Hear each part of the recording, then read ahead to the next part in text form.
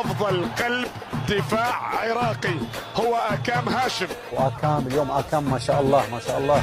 تعال الأسد تعال سوى كل شيء في كرة القدم رغم التلاحمات الكبيرة باللاعبين السودانيين، لكن هو بقى واقف كالأسد كالوتد في الدفاع.